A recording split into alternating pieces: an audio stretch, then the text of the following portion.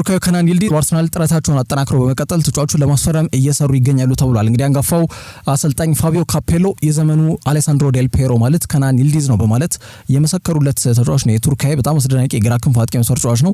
የተለያዩ ክለቦችን ትኩረት መሳብ የቻለ እንቅስቃሴን በተደጋጋሚ ሲያሳይ የቆየ ተጫዋች እንደሆነ በግልጽ መናገር ይቻላል። ከዓመት ዓመት በአቅም በክህሎት እየዳበረ የሚወስናቸው ውሳኔዎችም ከዲሲዥን ሜኪንግ ጋር በተያያዘ በጣም ውጤታማ የሆኑ ተጫዋቹ ከሰሞኑ በባላንዶር ከ21 ዓመት በታች በጣም ጥሩ እንቅስቃሴ ለሚያደርጉ ተጫዋቾች የሚሰጠው የኮፓ ትሮፊ ሽልማትም እጩ መሆን የቻለ ተጫዋች ነው። ያው ዴሳይር ዱዌ እንዲሁም ደግሞ ላሚን ያማል ነበር በእጩነት ምናልባትም ይህንን ክብር ያሳካሉ ተብሎ የሚገመተው ያማል ስለሆነ ነው። ከዚህ ውጪ ዴሳይር ዱዌ ግን በአመት ውስጥ ያሳካቸው ስኬቶች እንዲሁም የአውሮፓ ሻምፒዮንስ ሊግ ፍጻሜ ጨዋታ ላይም ጎል ያስቆጠረ ተጫዋች ከመሆኑ ጋር በተያያዘ በዋናነት የተሰራና የተገነባ ቡድን ውስጥ ነው የሚገኘውና ከናን ይልዲዝ ግን በጣም ትልቅ ክፍተት ካለበት ጁቬንቱስ ነጥሮ እየወጣ የሚገኝ ተጫዋች ስለመሆኑ በግልጽ መናገር ይቻላል። ዞሮ ጥሩ አቅም እንዳለው ግን በተደጋጋሚ እያሳየ ነው የሚገኘው። የምዕራብ ለንደኑ ክለብ ታዲያ ቼልሲ አሌሃንድሮ ጋርናቾ እና ጂሚ ጊትንሰን ለማስፈረም ከመወሰናቸው በፊት 85 ሚሊዮን ፓውንድ ገደማ ወጪ በማድረግ ተጫዋቹን ለማስፈረም በክረምቱ ጥረት አድርገው ነበር ነው በተለይ መረጃዎች የሚጠቁሙት ጥረት አድርገው እንደነበር ነው። ግን ጥያቄው በክለቡም ጁቬንቱስም ሆነ በራሱ በተጫዋቹ ከናን ይልዲዝ አማካኝነት ውድቅ ከተደረገባቸው በኋላ ነው እንግዲህ ፊታቸውን ወደ ጂሚ ጊትንሰን አዙረው ተጫዋቹን ከዶርትመንድ በሂደት ደግሞ የዝውውር መስኮት መዝጊያ ቀን ላይ አሌሃንድሮ ጋርናቾ ነው የሚያስፈርሙት ማለት ነውና ይህን ያዩት አርሰናሎች እርግጥ ከናን ይልዲዝ አዲስ ኢላማ አይደለም ለመድፈኞቹ ባለፉት ጥቂት ዓመታት እድገቱን ሲከታተሉ ቆይተዋል።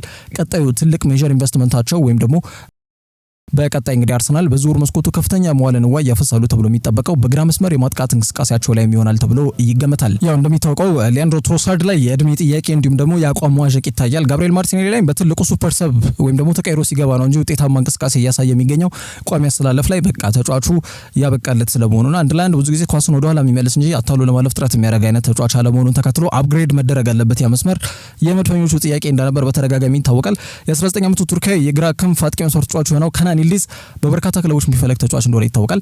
ስለዚህ ጥሩ ገቢ ካስገኘ ተጫዋቹ እንዲሸጥ ቦርዱ መወሰኑን ተከትሎ ይልዲዝ ወደ ተመራል የሚለው ጉዳይ ይጠበቃል። ምክንያቱም የጁቬንቱስ እግር ኳስ ክለብ ስራ አስኪያጅ የሆኑት ማውሪዚዮ ስካምቪኒዮ ይባላሉ። እንዲሁም ቴክኒካል ዳይሬክተሩ ወይም ቺፍ ኤክስኪዩቲቭ ላውራ ካፒዮሎ እንዲሁም ደግሞ ቴክኒካል ዳይሬክተሩ ክሪስቲያኖ ጉንቶሊ ናቸው። በጋራ ስብሰባ አድርጓል በነገራችን ላይ በዚህ ተጫዋች ጉዳይና በቅርቡ ክለቡ እንደሚታወቀው የፋይናንሻል ፌር ፕሌይ የዚህ ከፍተኛ በመልኩ የወጪና የገቢ ጉዳዮች ላይ ከፍተኛ ጣት ሲቀሰርበት ወይም ደግሞ በሙስና ቅሌቶች የተጨማለቀ ክለብ ከመሆኑ ጋር በተያያዘ በጣም በሰፊው ዩኤፋ ትኩረትና ኢንቨስቲጌሽን ወይም ደግሞ ክትትል ከፍቶበትም የነበረ ክለብ እንደነበር ይታወቃል። አሁን ከዛው ሁሉ ጫና ተላቋልና ያ እንደ ትልቅ ስኬት የታየ ቢሆንም ክለቡ ግን በመጪዎቹ የዝውውር መስኮቶች ላይ ከሌሎች ጣሊያን ሴሪያ ክለቦች እኩል ትከሻ የሚለካኩበትን መንገድ ወይም ደግሞ የቀድሞ ዝናቸውን ለመመለስ የሚያስችል ደረጃ ወጪ በማውጣት ቁልፍ የሚባሉ ተጫዋቾችን ለማስፈረም ጥረት ያደርጋሉ ወይም ደግሞ ከሌሎች የሴሪያ ክለቦች ባልተናነሰ እንደሚንቀሳቀሱ ይጠበቃል ማለት ነውና በዛ ሂደት ተጫዋቹ ባሳለፍነው ነሐሴ ወር እስከ 2028 እስከ 2029 ከናን ይልዲዝ ማለት ነው በአሮጊቷ የሚያውቀው ውል መፈረሙ ይታወቃል። ግን ተጫዋቹ የሚያስገኘው ገቢ ከፍተኛ ከሆነ ተጫዋቹን በዝውውር መስኮት በማቅረብ ይበልጥ ደግሞ ስብስባቸውን ማጠናከር የሚችሉበትን አጋጣሚ ለመጠቀም ወስኗል ተብሎ እየተገለጸ ይገኛል ማለት ነው። ከናን ይልዲዝ በ18 ዓመት ከ233 ቀኑ በሴሪያው ጎል በማስቆጠር ጣሊያናዊ ሳይሆን ለጁቬንቱስ ጎል ማስቆጠር የቻለ በእድሜ ትንሹ ተጫዋች መሆን የቻለበትንም ታሪክ የሰራ ተጫዋች ነው። ተጫዋቹ በዚህ እድሜው በአጠቃላይ ለጁቬንቱስ 101 ጨዋታዎች ላይ ተሰልፏል። 20 ጎል አስቆጥሯል። 6 ኳስ ደግሞ አመቻችቶ ማቀበል የቻለ ተጫዋች ነው።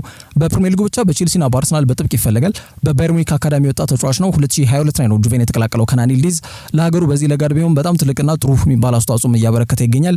ባሳለፍነው ክረምት በተደረገው የአውሮፓ ዋንጫ ሀገሩ ቱርክ እስከ ሩብ ፍጻሜ ድረስ እንድትጓዝ ከአርዳ ጊለር ባልተናነሰ ትልቅ ሚና እንደነበረው የሚታወቅ ጉዳይ ነው።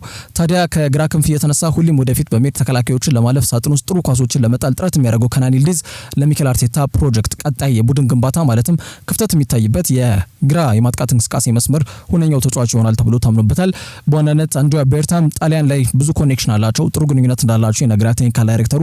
ስለዚህ ተጫዋቹ ለማስፈረም በሚደረገው ጥረት ላይ በተለይ ከጣሊያን ክለቦች ከሆነ ብዙ ይከብዳቸዋል ተብሎ አይገመትም። መስፈርትን ብቻ ማሟላት ነው። በዛ ሂደት አርሰናል ምን ነገሮችን ይዞ ብቅ ይላል የሚጠበቅ ነው። ጁቬንቱስ ግን ለዚህ አስደናቂ ተጫዋች ከናን ይልዲዝ ቀላል የሚባል የዝውውር ሂሳብ ግን እንደማይጠይቁ ይገመታል። የእንግሊዝ ፕሪሚየር ሊግ የወርሃ መስከረም ምርጥ ጎል፣ ምርጥ አሰልጣኝ እንዲሁም ደግሞ ምርጥ ተጫዋችና ምርጥ ግብ የማዳን ሂደት እንግዲህ አሸናፊዎቹ ተለይቷል። እጩዎቹን ከዚህ በፊት መጥቀሳችን የሚታወቅ ጉዳይ ነው። በተጫዋቹ ዘርፍ የማንቸስተር ሲቲው አጥቂው ተጫዋች ኤርሊንግ ብራውት ሃላንድ የወሩ ምርጥ ተጫዋች ተብሎ ተመርጧል። ኤርሊንግ ሃላንድ በወርሃ መስከረም በዚህ በያዝነው ወር ማለት ነው 5 ጎሎችን ያስቆጠረ ተጫዋች ነው። አንድ ኳስ ደግሞ አመሻሽቶ አቀብሏል። ሃላንድ መልሶ እንግዲህ ጎል የሚያስቆጥርበትን እንግዲህ ጫማ ወይም ታኬት የተላበሰ ተጫዋች ስለመሆኑ አመላካች ጉዳዮች ናቸው። ማንቸስተር ዩናይትድ ላይ እንዲሁ 2 ጎሎች እንዳስቆጠረ የሚታወቅ ጉዳይ ነው። ከዛ ውጪ ከአርሰናል ጋር ባደረጉት መርሃ ግብር ላይ ኤሚሬትስ ላይ 1 ጎል እንዳስቆጠረ ይታወቃል። እንዲሁ ደግሞ ከአዲሱ አዳጊ ቡድን በርንሌ ጋር ባደረጉት ጨዋታ 2 ጎሎችን ሲያስቆጥር አንድ ኳስ አመቻችቶ ያቀብለ ተጫዋች ያደርገዋልና ኤርሊንግ ሃላንድ የወሩ ምርጥ ተጫዋች ተብሎ ተመርጧል።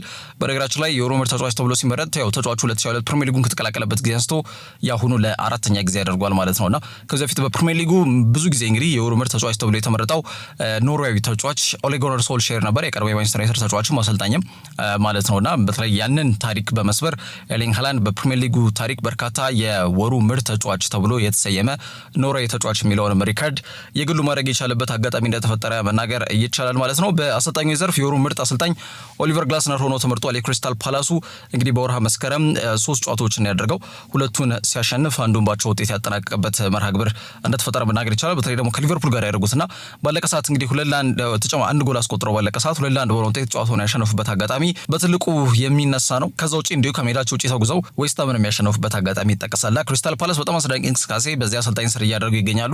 እንደው ምናልባት የ18 ጨዋታ ያለመሸነፍ ጉዟቸው በኤቨርተን ባለቀ ሰዓት በተቆጠረባቸው ጎል በጃክ ግሪሊሽ ጎል እንደው መገታቱ ካልሆነ በስተቀር ነው እንጂ በጣም አስገራሚ የሚባል እንቅስቃሴን ቡድኑ እያሳየ ይገኛል። ለዞም ቁልፍ የሚባሉ ተጫዋቾችን በዝውውር መስኮቱ አጥቶ ማለት ነውና አሰልጣኛቸው ኦስትሪያ አሰልጣኝ ኦሊቨር ግላስነር የወርሃ መስከረም ምርጥ አሰልጣኝ ተብሎ ተመርጧል ማለት ነው። በወሩ ምርጥ ጎል የማርቲን ዙቢሜንዲ ጎል ተመርጣለች። በተለይ አርሰናል ከኖቲንጋም ፎረስት ጋር ባደረጉት መርሃ ግብር ላይ የመጀመሪያውን ጎል በተለይ የማዕዘን ምት ከተሻገረ በኋላ የማዕዘን ምቱን የኖቲንጋም ፎረስቶች ተከላካዮች ከወጡ በኋላ በተለይ ሳጥኗ ጠርዞ ላይ 16 ጫፍ ላይ በመሆን ጨረቃው ላይ በመሆን ማለት ነው በተለይ ኳሷን ቮሊ ወይም ደግሞ መሬት ሳትነካ አየር ላይ ኳሷን አክርሮ የመታው ኳስና መረብ እንዲሆንና እንዲሁ ደግሞ አርሰናል ጨዋታው እንዲመራ ምክንያት እንደነበር ይታወቃል።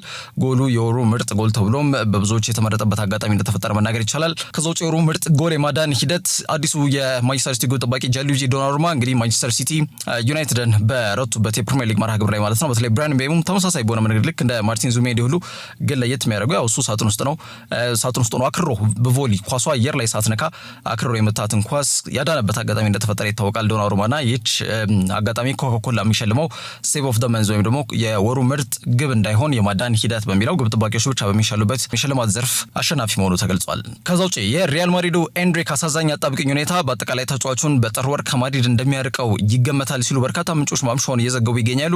እንግዲህ ተጫዋቹ በውሰት ወደ ዌስትሃም ለማቅናትም ንግግር ላይ ስለመሆኑም ለማወቅ ተችሏል። እንግዲህ በብራዚል ባለፉት 10 ዓመታት እንግዲህ ከታዩ በጣም ውስን የሚባሉ አስደናቂ ክህሎቶች አንዱ ተብሎ የተነገረለት ኤንድሪክ በ2022 ታህሳስ ወር ላይ ወደ 47.5 ሚሊዮን ዩሮ ወጪ ተደርጎበት እንግዲህ ፓልሜራስን ለቆ ሪያል ማድሪድን በይፋ ሲቀላቀል ከተጫዋቹ ብዙ እንደተጠበቀ መናገር ይቻላል። ግን ያው የተጫዋቹ እንቅስቃሴ አሁን ባጭሩ ሊቀጭ የተቃረበ ስለመሆኑ በግልጽ እየታየ ነው የሚገኘው። እንግዲህ በማድሪድ የከሸፉ ከሚባሉ ዝውውሮች ተርታ ሊሰለፍ በጣም ትንሽ ጊዜ ብቻ ነው የሚቀረው። የኤንድሪክ ጉዳይ እንግዲህ ሊያከናውኑ የነበረው የውሰት ውል ተቋርጦ በክለቡ እንዲቆይ ሲደረግ አምና ማለት ነው ብዙዎች የመሰለፍን እድል እንደገና እንደሚያገኝ ዋስትና ተሰጥቶታል የሚል እሳቤ ቢያንጸባርቁም ነገሩ ምንም ለውጥ ሳይኖረው እዚህ ደረጃ ላይ እንደደረሰ ግን መናገር ይቻላል። በቅርቡ እንግዲህ 19 ዓመት የሞላውና ትዳር የመሰረተው ኤንድሪክ ባለፉት 5 ወራቶች ሜዳ ላይ ጭራሽ ያልታየ ተጫዋች ነው። ጉዳት፣ ህመም፣ ቅጣትም የለበትም። እንግዲህ በእነዚህ 5 ወራት እንግዲህ ተጫዋቹ ሙሉ በሙሉ ተቀያሪ ወንበር ላይ በመሆን እጅግ ከባድ ጊዜን በሪያል ማድሪድ እያሳለፈ እንደሚገኝ መናገር ይቻላል። ኤንድሪክ ለመጨረሻ ጊዜ ሜዳ ላይ የታየው ማድሪድና ሲቪያ አምና ግንቦት ወር ላይ ባደረጉት የላሊጋ መርሃ ግብር ላይ ነው። እንግዲህ አዲሱ አሰልጣኝ ዣቪ አሎንሶ ወደ አሰልጣኝነት መንበሩ ከመጣ በኋላ ተጫዋቹ 2 ጊዜ ጡንቻ ህመም ቢያጋጥመውም በክለቡ ታሪክ እንግዲህ ታላላቅ የሚባሉ ምርጥ ጎል አስቆጣሪ ተጫዋቾች የለበሱትን የ9 ቁጥር ማሊያን ቢረከብም ግን ኤንድሪክ የጠበቀበትን ያክል መንቀሳቀስ አልቻለም። እንዲጠበቅበትን ያክል መንቀሳቀስ አልቻለም ብለን እንኳን አፍ ሞልቶ ለመናገር የሚያስደፍር አይነት በቂ መሰለፍን እድል ተጫዋቹም እያገኘ ይገኛል ብሎ መናገር ትንሽ ያስቸግራል። ተጫዋች ደግሞ ሳይሰለፍ በተለይ መጠየቅ ወይም ደግሞ ሳይሰለፍ ብዙም የጨዋታ እንቅስቃሴ የተመጠኑ ናቸው ብሎ መናገር ብዙም አግባብ አይደለምና ከቪኒሲየስ ጁኒየርና ሮድሪጎ በማድሪድ ከነበራቸው የመጀመሪያ ዓመታቸው የተሻለ የመጀመሪያ ዓመትን ያሳለፈ ተጫዋች ነው ኤንድሪክ በነገራችን ላይና ቁጥራዊ መረጃም ከሁለቱ ተጫዋቾች የተሻለ ጎል ተሳትፎ ያለው መሆኑን እንደሆነ ያመለክታል። በአሰልጣኞች መለወጥ በስብስ ውስጥ የሚገኙ በጣም ጥራት ያላቸው ተጫዋቾች ምክንያት ነው በቦታው እንግዲህ የቡድኑ ሶስተኛ ምርጫ ለመሆን የተገደደው ማለት ነው ኤንድሪክ። ያንን ከግምት በመክተት እንግዲህ ተጫዋቹ በመጪው ጥር ወር በተረጋገጠ ደረጃ ክለቡን በውሰት እንደሚለቅ እየተገለጸ ነው የሚገኘው። በርካታ ክለቦችም ከወዲሁ ተጫዋቹ ላይ ፍላጎት እንዳላቸው እያሳወቁ ይገኛሉ። ከነዛ መካከል የኑኖ ስፒሪቶ ሳንቶ ቡድን ዌስትሃም የተጫዋቹ ጥብቅ ፈላጊ ስለመሆናቸው የተለያዩ መረጃዎች እየጠቆሙ ይገኛሉ። ተጫዋቹ ምርጫውን የትኛውን ክለብ በማድረግ ቀጣይ ማረፊያውን ይመርጣል የሚለው ጉዳይ የሚጠበቅ ይሆናል ማለት ነው። ዣቪ አሎንሶ ግን ለኤንድሪክ የመሰለፈን እድል በዚህ ዓመት ማግኘት ለሱ ከባድ እንደሚሆን ግን በግልጽ አስረድቶታል የሚሉ መረጃዎች ናቸው እየወጡ የሚገኙት። ቀደም ብሎ ግን ይህንን ሀሳብ ቢያሳውቀውም ኤንድሪክ ግን በማድሪድ መቆየት ነበር ምርጫ ያደረገው። ግን ሁኔታዎችን ሲያይ በተለይ ጎንዛሎ ጋርሺያ ሌላው ተስፈኛ ወጣት ስፔናዊ ተጫዋች ኪሊያን ምባፔ እንደው አንድ ነገር እንኳን አጋጠመው ቢባል ወይም ደግሞ ተቀይሮ መውጣት ያለበት ሁኔታ ውስጥ ቢወድቅ እንኳን ጎንዛሎ ጋርሺያ ነው የሚገባውና ኤንድሪክ የሚገባበትን እድል በጣም የተመጠነ ከመሆኑ ጋር በተያያዘ እዚህ ውሳኔ ላይ ደርሷል ተብሎ የተገለጸ ይገኛል። ስለዚህ ኤንድሪክ በተረጋገጠ ደረጃ በጥር የዙር መስኮት ማድሪድን በውሰት ይለቃል። ወዴት ያመራል? ብዙዎች የሚጠብቁት ጥያቄ ነው። ከዛ ውጪ አርሰናል እግር ኳስ ክለብ በኤፍኤ ቅጣት ተላልፎባቸዋል። ፕሮፌሽናል ጌም ቦርድ ወይም ደግሞ ፒጂቢ አማካኝነት ነው እንግዲህ ሰሜን ለንደኑ ክለብ አርሰናል ቅጣት የተጣለባቸው የገንዘብ ቅጣት ነው። ወደ 500,000 ፓውንድ እንግዲህ አርሰናል ይህንን የገንዘብ ቅጣት እንዲከፍሉ ቅጣት ተወስኖባቸዋል ማለት ነው። ይህንን ቅጣት ማይከፍሉ ከሆነ ደግሞ ወይም ደግሞ ይህንን ቅጣት ለመክፈል ፈቃደኛ እንደማይሆኑ የሚያሳውቁ ከሆነ በኤፍኤ ካፕ በዚህ በያዝ ነው የ2025-2026 የወር ዘመን ላይ ተሳትፏቸው ሙሉ ለሙሉ ያበቃለታል ማለት ነውና በዚህ መንገድ ዛቸው ወይም ደግሞ ይሄ በቅጣታቸውን በሚገባ እንዲከፍሉ አጽንኦት እንደተሰጣቸው መናገር ይቻላል። ፕሮፌሽናል ጌም ቦርድ ወይም ደግሞ ፒጂቢ የሰሜን ለንደኑ ክለብ አርሰናል ከማንቸስተር ዩናይትድ ጋር በሜዳቸው ኤምሬትስ ስቴዲየም ባደረጉትና ባለፈው ጥር ወር በተደረገው የሁለቱ ቡድኖች የኤፍኤ ካፕ የሶስተኛ ዙር ጨዋታ ላይ ለተጓዥ ደጋፊዎች ቲኬት መመጠናቸውና ወይም ደግሞ ማሳነሳቸውና ኤፍኤ የደነገገውን ሕግ በመጣሳቸው ምክንያት ነው ቅጣቱ ተላልፎባቸዋል የተባለው።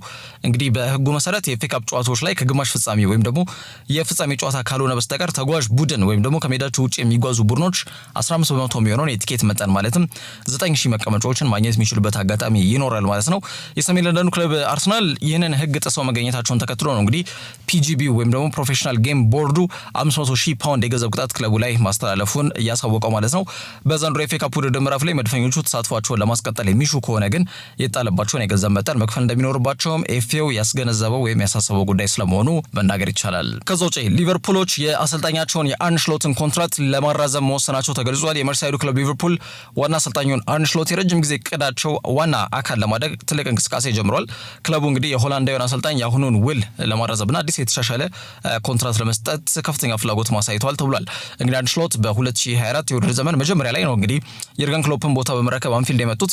ትልቅ ኃላፊነት ወይም ደግሞ ትልቅ የሚለባለብ እንግዲህ የሚፋጅ የአሰልጣኝነት ወንበር ላይ እንደተቀመጡ መናገር ይቻላል። ምክንያቱም የክሎፕ ሌጋሲ የሚታወቅ ነው። ባለፉት 8 ዓመታት ቡድኑን እንግዲህ ከአንድም ሁለት የአውሮፓ ቻምፒየንስ ሊግ የፍጻሜ ጨዋታ ላይ እንዲደርስ በተጨማሪ የክለቡንም የረጅም ዓመት የሶስት አስርት ዓመታት የዋንጫ የፕሪሚየር ሊግ ጥያቄም መመለስ ይቻላል። እንዲሁም ሲቲ ሆነበት ነው እንጂ ይህንን የፕሪሚየር ሊግ ዋንጫ ደጋግሞ ማሳካት የሚችልባቸውን አጋጣሚዎች የዘረጋ በጣም ጠንካራ ቡድን እንደገነባ ይታወቃልና ያንን ቡድን መረከም ማለት ወይም ያንን በዛ መንገድ እንዲቀጥል ለማድረግ ትልቅ ኃላፊነትና ጥሩ አቅምና በአጠቃላይ ጥሩ ጫንቃን ይፈልጋልና አርነ ስሎት ይህንን በጣም ከፍተኛ በሆነ መንገድ የክሎፕ ሌጋሲን የማስቀጠል ትልቁን ኃላፊነት በሚገባ እንደተወጡት በመጀመሪያ ዓመታቸው ላይ መናገር ይቻላል። ፕሪሚየር ሊጉንም ከፍ አድርገው እንዳሳኩ የሚታወቅ ጉዳይ ነው በመጡበት ዓመት ማለት ነውና ያንን ተከትሎ የሊቨርፑል ባለቤቶች ፌንዌይ ስፖርትስ ግሩፕ ወይም ደግሞ ኤፍኤስጂ ከመጀመሪያው 3 ዓመታት ኮንትራታቸው ሳይጠናቀቅ በፍጥነት ሁሉን ለማራዘም እንደሚፈልጉ እየተገለጸ ይገኛል ማለት ነው። ሪፖርቶች እንደሚያሳዩት የሊቨርፑል አመራሮች በስሎት የአሰልጣኝነት ፍልስፍና ከዛ በተጨማሪ ክለቡን በሚመራበት መንገድና በመጀመሪያው የውድድር ዓመቱ ባሳየው ጥሩ እንቅስቃሴ በጣም ተደንቋል ተብሏል።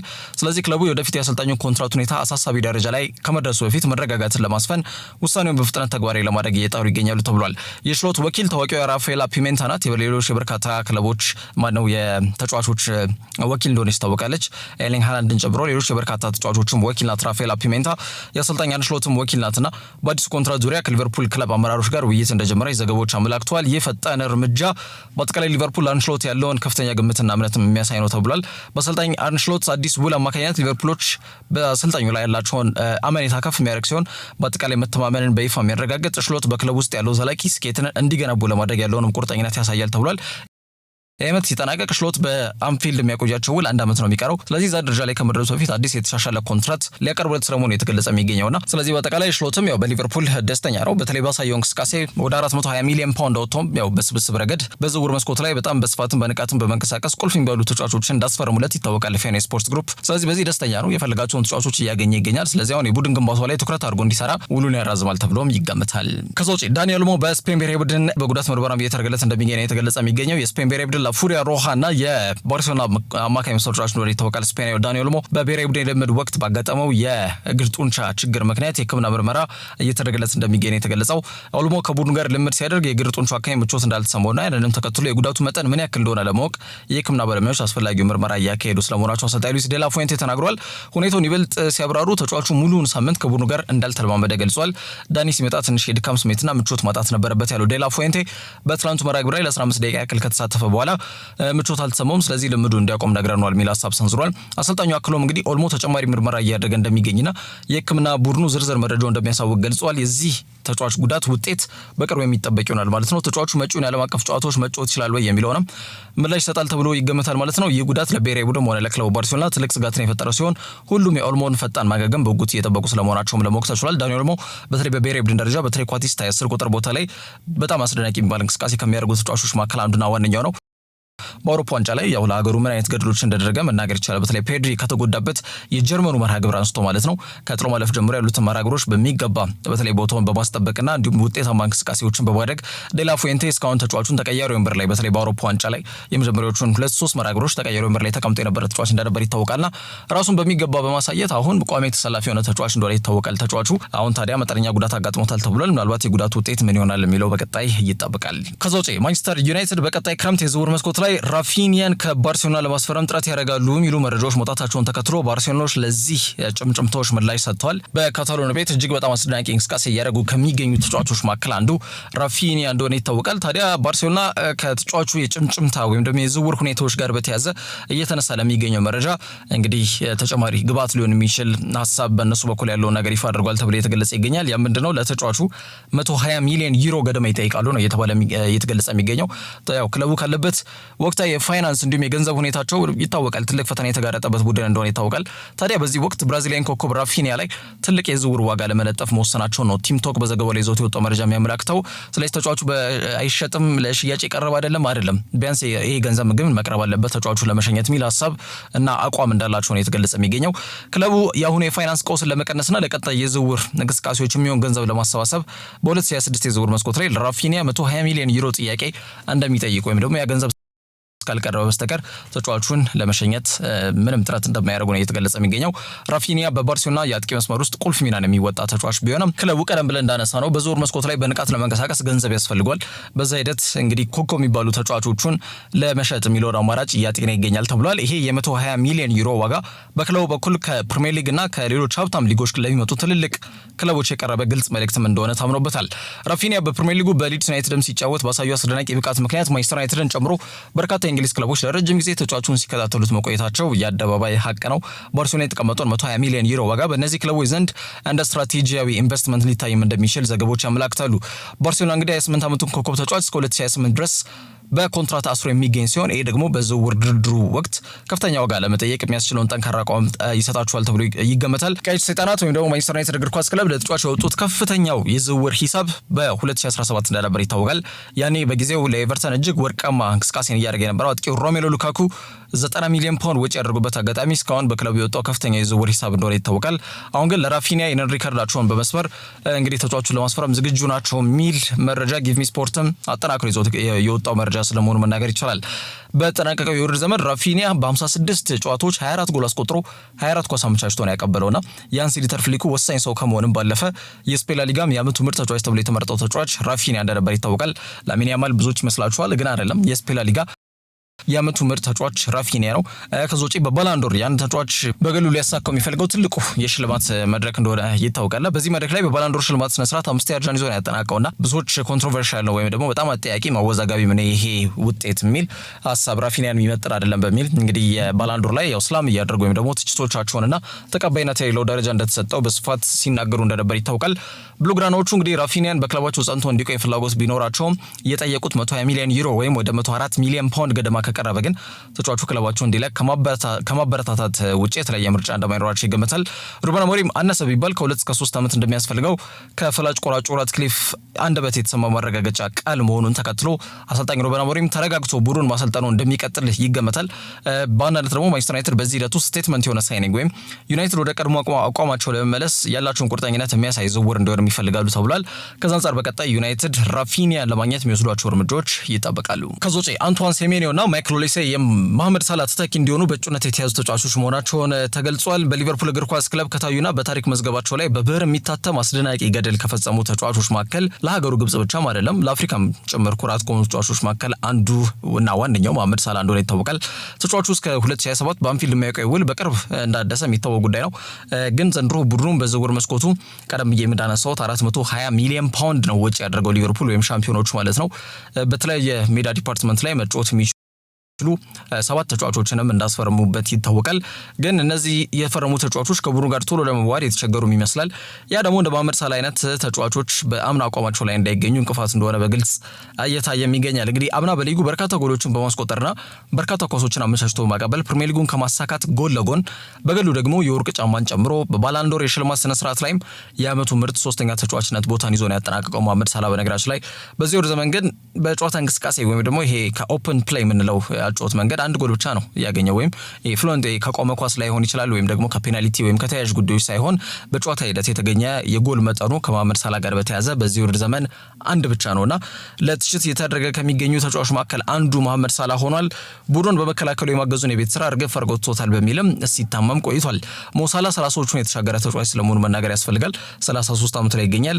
ስለዚህ ከዓመት ዓመት ተጫዋቹ ወጣት ይሆናል ለሚሄደው ቅልጥፍና ከዛ ውጪ ይሄ ቶሎ ውሳኔ መወሰን በተለምዶ ፊዚካል ኤንድ ሜንታል ኮሪሌሽን ምንለው ወይም የአእምሮና የሰውነት ውህደት አንድ ተጫዋች 30ዎቹን ከተሻገረ በኋላ ቀዝቀዝ የሚልበት ወቅት ነው። ያ ደግሞ ተፈጥሯዊ ነው፣ ሁሉም ተጫዋች ላይ የሚያጋጥም ጉዳይ ነው። ቦታውን ግን በወጣትና በጥሩ አቅም ባለው ተጫዋች የመተካት ሀሳቡ ግን እንደ ክለብ ሊቨርፑል ላይ ሊኖር እንደሚችል የሚገመት ጉዳይ ነው። ስለዚህ እንግዲህ ቦታውን በወጣትና ጥሩ አቅም ባለው ተጫዋች ለመተካት ሀሳቡ እንዳላቸውም ሲገለጽ መቆየቱ አይዘነጋም። በዛ ሂደት በእጩነት የተያዙ 2 ተጫዋቾች መሆናቸውም ተገልጿል።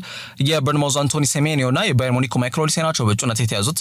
ጋናዊው የ25 ዓመቱ መነጋገሪያ ክንፍ አጥቂ ተጫዋች ሆኖ ሴሜኒዮ በዚህ ዓመት የሚቀመስ አቋም ላይ አይመስልም። በፕሪሚየር ሊጉ ባደረጋቸው 7 ጨዋታዎች 6 ጎል አስቆጥሮ 3 ኳስ አመቻችቶ ማቀበልም ችሏል። በጎልም ኤርሊንግ ሃላንድ ብቻ ነው ይሄንን ተጫዋች የሚበልጠው። በነገራችን ላይ እምነት የሚጣልበትና ለየትኛውም የተከላካይ መስመር ስጋት መሆን የሚችል አቋም ላይ እንደሚገኝ ሴሜኒዮ እያሳየ ይገኛል። ቶፕ 6 እየተባሉ የሚጠሩ ቡድኖች የሚመጥን አቋም ላይ እንደሚገኝ ግልጽ ነው። አሁን ባለው ወቅት አይነታና የሳላ ተተኪ መሆን አቅም አለው በሚል የሊቨርፑል ኤክስኪዩቲቭ ዳይሬክተር የሆነው ማይክል ኤድዋርድስ 75 ሚሊዮን ፓውንድ እንደሚገመተውን ይህንን ጋናዊ የክንፍ አጥቂ ተጫዋች ለማስፈረም ውስጣዊ ንግግሮችን ለማከናወን ማቀዳቸውም ተገልጿል። ሌላው ማይክል ኦሊሴ ነው። በባየር ሙኒክ እንግዲህ ቀድሞ የሊቨርፑል ተጫዋች በሆነው ሉዊስ ዲያዝ እና ከቀድሞ የቶተናም ተጫዋች ከነበረው ሃሪኬን ጋር ምንም የማይቀመስ የሚመስል እጅግ በጣም አስፈሪ አጥቂ ጥምረትን እንደመሰረቱ ይታወቃል። በቃ 4 እና ከዛ በላይ ጎል ነው በቃ በየጨዋታው እያስቆጠሩ የሚገኙትና ማይክል ኦሊሴ ደግሞ እንደ ሴሜኒዮ እድሜው 25 አይደለም 23 ነው። የፈረንሳይ ክንፍ አጥቂ ተጫዋች ኦሊሴም ሁለቱም ያመሳስላቸው ግን በፕሪሚየር ሊጉ በጣም አንደርዶግ በሚባሉ ቡድኖች ውስጥ ያላቸውን አቅም በሚገባ ያሳዩ ተጫዋቾች ከመሆናቸው ጋር በተያያዘ ነው። ኦሊሴ ግን ያው ድንበር ተሻጋሪ በሆነ መንገድ ወደ ጀርመን ማግነቶ በቡንደስሊጋም ውጤታማ እንቅስቃሴን እያደረገ ይገኛል። ገና በዚህ ደጋ እድሜ መሆኑ ያው ተመራጭ ያደርጓል። ዋጋውም እንደ ሴሜኒዮ ዝቅ ሳይሆን ከፍ ያለ ስለመሆኑ መናገር ይቻላል። በዘንድሮ የውድድር ዘመን በባየር ሙኒክ ባደረጋቸው 10 ጨዋታዎች 11 የጎል ተሳትፎ ያለው ተጫዋች ነው። ኦሊሴ በአርሰናል፣ በማንቸስተር ሲቲ ከዛ ውጪ በቼልሲ አካዳሚ ተጫውቶ አልፏል። ለዛውም በቼልሲ በኮባም አካዳሚ 7 ዓመታትን አሳልፏል። በነገራችን ላይ ማይክል ኦሊሴና በዛ ምክንያት በ2023 እንደምናስተውሰው ኤምራብ ለንደኑ ክለብ ለመቀላቀል በጣም ከጫፍ ደርሶ እንደነበር የሚታወቅ ጉዳይ ነው። ከዛም ነው ዝውውሩን ሳይከናወን ቀርቶ ባየር ሙኒክን የተቀላቀለው ማለት ነው አምና። ስለዚህ እነዚህን 2 ተጫዋቾች በእጩነት ሊቨርፑል ይዟል ተብሏል። የመሐመድ ሳላ ረጅም ጊዜ ተተኪ እንዲሆኑ በማሰብ ሁለቱንም ተጫዋቾች በየፊናቸው የተከታተለ ይገኛል። ኦሊሴ 2 ዓመት ኮንትራት እንዲያድስ እድሉ ቀርቦለታል። ማክስ ኤበርል የባየር ሙኒክ ኤክስኪዩቲቭ ዳይሬክተር እንደሆነ ይታወቃል። እኛ እንደ አሪያን ሮበን እና እንደ ፍራንክ ሪቤሪ ሁሉ በተለይ በክንፍ ማጥቃት እንቅስቃሴ ቦታ ላይ ከነሱ በኋላ የታየው ወርቃማ ታለንት ያለው ተጫዋች ነው በእጃችን ያለው። ለኛ 5-6 አነሰ ቢባል የምንጠብቀው ዓመት ነው በተለይ ማይክል ኦሊሴ እዚህ ክለብ ውስጥና በዛ ካልን ደግሞ 7-8 ዓመትም ከኛ ጋር ይቆያል ብለን የምናስበው ተጫዋች ነውና ሌጋሲ በባየር ሙኒክ ቤት ትልቅ ሌጋሲ ይፈጥራል ብለን የምናስበው ተጫዋች ስለሆነ ክለባችን ይለቃል ብለን አናምንም በሚል 2 ዓመት ኮንትራት እድሳት አቅርቦለታል። በነገራችን ላይ ተጫዋቹ እንግዲህ ውሉን ይቀበላል አይቀበልም ሌላው የሚጠበቀው ጉዳይ ነው። ይህ በእንዲህ እንዳለ ግን ሊቨርፑል አንቶን ሴሜኒዮና እንዲሁም ደግሞ ማይክል ኦሊሴ መሐመድ ሳላ ተተኪ ለማድረግና እንዲሁም ደግሞ ክለባቸው እንዲቀላቀሉ ለማድረግ ከወዲሁ መጠነ ሰፊ ስራዎችን እየሰሩ እንደሚገኙ ለማወቅ ተችሏል። ከዛ ውጪ ኪሊያን ምባፔ ስለ ላሚን ያማል ሀሳቡን ሰጥቷል። የግል ህይወቱ ላይ የሚታየውን ጣልቃ ገብነት አውግዟል። የግል ህይወቱ ለሱ ብቻ መጥቶ ያለበት ጉዳይ ነው ሲል ነው እንግዲህ ፈረንሳይ አጥቂ ኪሊያን ምባፔ ያሳወቀው ማለት ነው። በእግራችን ላይ ትላንትና ፈረንሳይ አዘርባይጃንን 3-0 ስታሸንፍ 1 ጎል አስቆጥሮ 1 ኳስ አመቻችቶ አቀብሏል። ኪሊያን ምባፔ 53ኛ ጎሉን ያስቆጠረው በ93 የፈረንሳይ ብሔራዊ ቡድን መራገር ማለት ነው። የምንጊዜም የፈረንሳይ ከፍተኛ ጎል አስቆጣሪ ለመሆን እየተቃረበ ይገኛል። ኦሊቬ ዥሩ ላይ እየደረሰ ነው። ቴሪ ዳንኤል ሄንሪን እንግዲህ ታሪክ እንደተረከበ ይታወቃል። የምንጊዜም የፈረንሳይ ሁለተኛ ከፍተኛ ጎል አስቆጣሪ ነው አሁን ባለው ወቅት አይነት ማለት ነው ኪሊያን ምባፔና ትላንትና በነገራችን ላይ ጎል ከማስቆጠሩ ብቻም ሳይሆን ጉዳት ማጋጥሞት ከሜዳ ተቀይሮቷልና ከጨዋታው በኋላ ዲዴሾ ያው የቁርጭምጭሚት ጉዳቱ ገና ከጨዋታው በፊትም ሲነዘንዘው እንደነበር ሲነግረን ነበርና ያው ያ ነገር ነው ያገረሸበት። እረፍት በጣም ይፈልጋል። እረፍት ሲያደርግ ነው የሚፋታው። ጨዋታ ሲያደርግ ግን ሁሌ የሚነሳበታል የሚል ሀሳብ ሰንዝሯልና በቀጣይ እስቲ እናየዋለን። መቀጠል የማይችልና አሁንም ቢሆን ጉዳቱ ከአብሮት የሚገኝ ከሆነ ካምፑ እንዲለቅ ነው ወደ ክለቡ እንዲያቀና እንፈቅዳለን የሚል ሀሳብ ሰንዝሯል ዲዴሾ ማለት ነው። ከሪያል ማድሪድ ኮከብ ኪሊያን ምባፔ ታዲያ ከባርሴሎና ወጣት ተስፈኛ ተጫዋች ላሚን ያማል ጋር በተያያዘ እዚህ ተጫዋች ላይ እየደረሰ ያለውን የሚዲያ ትኩረት በተመለከተ በግልጽ ሀሳቡን ሰጥቷል። ምባፔ የ18 ዓመቱን ታዳጊ ተጫዋች ከእግር ኳስ ውጪ ባለው የግል ህይወቱ ላይ ያለው ከመጠን ያለፈ የሚዲያ ትኩረት አስፈላጊ እንዳልሆነና ለልጁ ነጻነት መሰጠት እንዳለበት ማስጠንቀቂያ ጭምርም ነው ያስተላለፈው። ምባፔ ለሞቪስታር ፕላስ በሰጠው ሰፊ ቃለ ምልልስ ላይ ነው እነዚህን ሀሳቦች የሰነዘረው። ሰዎች ስለ ላሚን ያማል ስለ ግል ህይወቱ በጣም ብዙ ያወራሉ።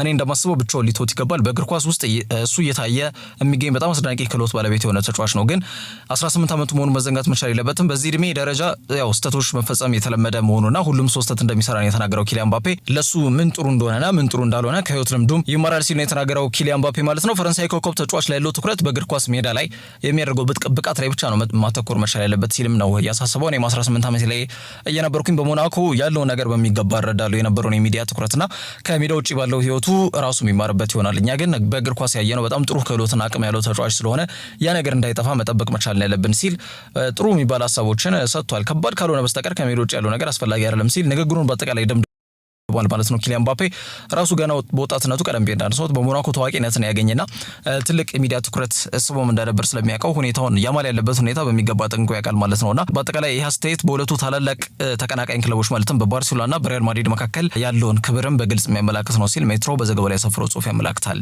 በመጨረሻ ማንቸስተር ዩናይትድ የሪያል ማድሪድን ኤድዋርዶ ካማቪንጋን ሁኔታ በቅርበት የተከታተሉ ይገኛሉ ተብሏል። እንግዲህ ማምሻውን ከወጡ ዘገባዎች መካከል አንዱና ዋነኛው ነው እንግዲህ እንግሊዙ ክለብ ዩናይትድ ለወደፊቱ የክለቡ የመሃል ሜዳ ዋና አማራጭ አድርገው የሪያል ማድሪድን ፈረንሳይ ኮከብ ካማቪንጋን በቅርበት መከታተል ጀምሯል ሲሉ የተለያዩ የስፖርት መገናኛ ብዙሃኖች የዘገቡ ይገኛሉ። ማንቸስተር ዩናይትድ የመሃል ሜዳቸውን እንግዲህ ለማጠናከር ካላቸው ፍላጎት የተነሳ በሪያል ማድሪድ እንግዲህ በአዲሱ አሰልጣኝ ዣቪ አሎንሶ ስር በቂ የመጫወትን እድል እያገኘ የማይገኘውን ካማቪንጋን ለማስፈረም ትኩረት አድርገው የተጫዋቹ ሁኔታ የተከታተሉ እንደሚገኙ ለማወቅ ተችሏል። ዩናይትድ ብዙ ጊዜ የሚሸንፍባቸው መርሃግብሮች ትልቁና ዋነኛው ምክንያት በአማካይ መስመር ላይ የሚወሰድበት ብልጫ እንደሆነ ይታወቃል።